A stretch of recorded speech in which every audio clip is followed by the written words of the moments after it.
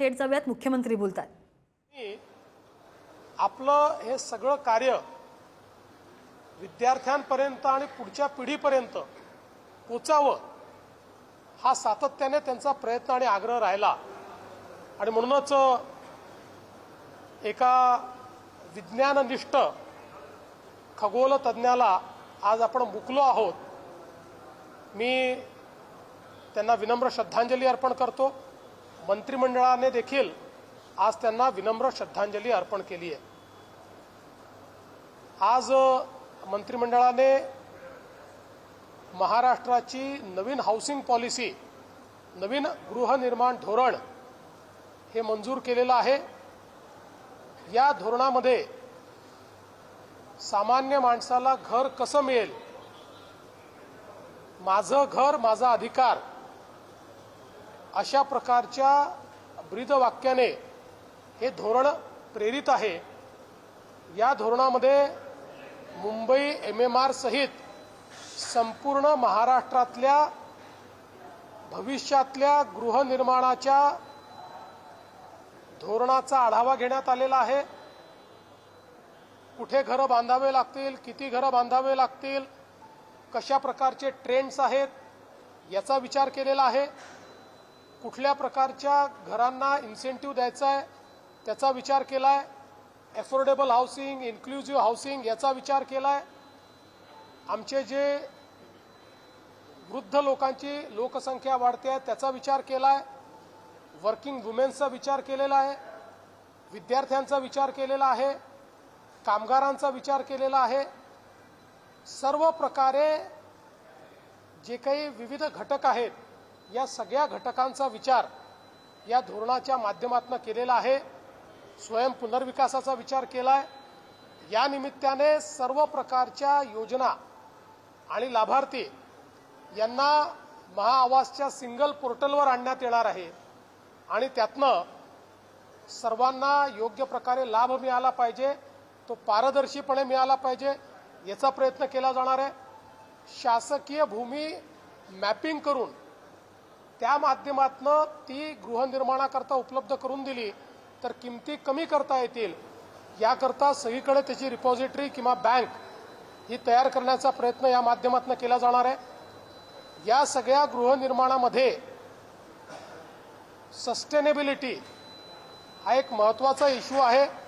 त्यामुळे नवीन तंत्रज्ञान की ज्या तंत्रज्ञानाच्या माध्यमातून सस्टेनेबिलिटी आपल्याला आणता येईल, शाश्वतता आणता येईल, निसर्गाशी साधर्म्य साधता येईल, अशा प्रकारचा प्रयत्न या धोरणाच्या माध्यमातून करण्यात आलेला आहे। 2007 नंतर हे पहिल्यांदाच महाराष्ट्राने धोरण केलं आहे। 2015 साली आपण धोरण केलं होतं, परंतु ते धोरण आपण अंतिम करू शकलो नव्हतो आणि 2019 साली पण आपण केलं होतं, पण त्याच्यानंतरच्या सरकारने ते धोरण त्या ठिकाणी काही लागू केलं नाही। त्यामुळे 2007 नंतर पहिल्यांदाच अशा प्रकारचं गृहनिर्माण धोरण सर्वसमावेशक, समाजातल्या सर्व घटकांचा विचार करून केलेलं धोरण आज आपण केलं आहे।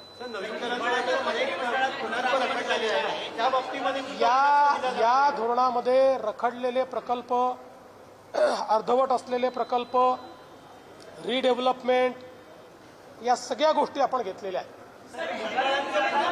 एक अजून मला यातला एक महत्त्वाची गोष्ट सांगायची आहे की सुरुवातीच्या काळामध्ये SRAच्या ज्या काही रिहॅबच्या बिल्डिंग झालेल्या आहेत या व्हर्टिकल झोपडपट्टीसारख्या झाल्या आहेत आणि म्हणून त्याही ठिकाणी योग्य प्रकारे लिफ्ट, लॉबी, फायर याकरता जागा सोडता याव्यात या दृष्टीनं इन्सेंटिव्हची व्यवस्था आपण उभी केलेली आहे। त्यामुळे आता SRAच्या रिहॅबच्या बिल्डिंग्स देखील लोकांना योग्य प्रकारच्या ॲम्युनिटीज देणाऱ्या किंवा व्यवस्था देणाऱ्या त्या ठिकाणी असतील आणि यासोबत अगदी सुरुवातीच्या काळामध्ये ज्या SRAच्या बिल्डिंग झालेल्या आहेत रिहॅबच्या, ज्याची परिस्थिती अत्यंत वाईट आहे, त्याच्याही रिडेव्हलपमेंटची तरतूद याच्यामध्ये आपण ठेवलेली आहे।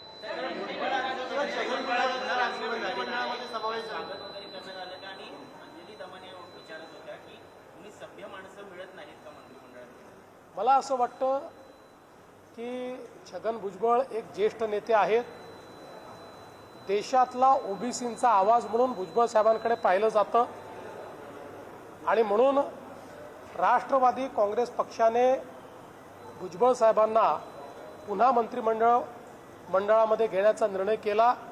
आम्ही देखील त्याचं स्वागत केलेलं आहे। मला असं वाटतं की व्यक्तींबद्दल वेगवेगळ्या लोकांची वेगवेगळी मतं असू शकतात, मला त्या मतांवर काही सांगायचं नाही, पण मला वाटतं की भुजबळ साहेबांसारखा एक ज्येष्ठ मंत्री आणि विशेषतः ओबीसी समाजाचा हितचिंतक हा मंत्रिमंडळात आल्यामुळे त्याचा फायदा होईल।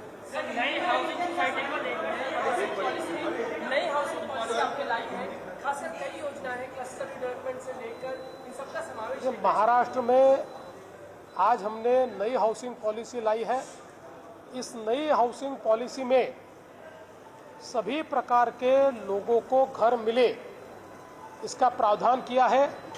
इसका टाइटल ही मेरा घर मेरा अधिकार, इस प्रकार का इसका टाइटल हमने रखा है, जिसमें चाहे वो इंक्लूसिव हाउसिंग हो, चाहे स्टूडेंट्स हाउसिंग हो, चाहे कामकाजी महिलाओं का हाउसिंग हो, चाहे सीनियर सिटीजन्स का हाउसिंग हो, चाहे कामगारों का हाउसिंग हो, सब प्रकार के जितने घटक हैं इनका हमने विचार किया है।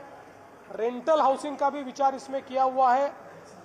अलग अलग प्रकार से जो योजनाएं बंद पड़ी है उन योजनाओं का विचार भी इसमें किया है। रीडेवलपमेंट का भी विचार किया है, सेल्फ रीडेवलपमेंट का भी विचार इसमें किया हुआ है, लैंड बैंक्स तैयार करने का विचार किया हुआ है, अफोर्डेबल हाउसिंग का विचार किया हुआ है, सस्टेनेबिलिटी लाने का विचार भी इसमें किया है, नई कंस्ट्रक्शन टेक्नोलॉजी लाने का भी विचार इसमें किया हुआ है। ग्रामीण शहरी सभी प्रकार के हाउसिंग की नीड्स को ध्यान में रखते हुए इस धोरण को, इस पॉलिसी को तैयार किया गया है। तो मैं ऐसा मानता हूं कि 2007 के बाद एक बहुत ही डायनामिक इस प्रकार की हाउसिंग पॉलिसी आज मंत्रिमंडल ने तैयार की है।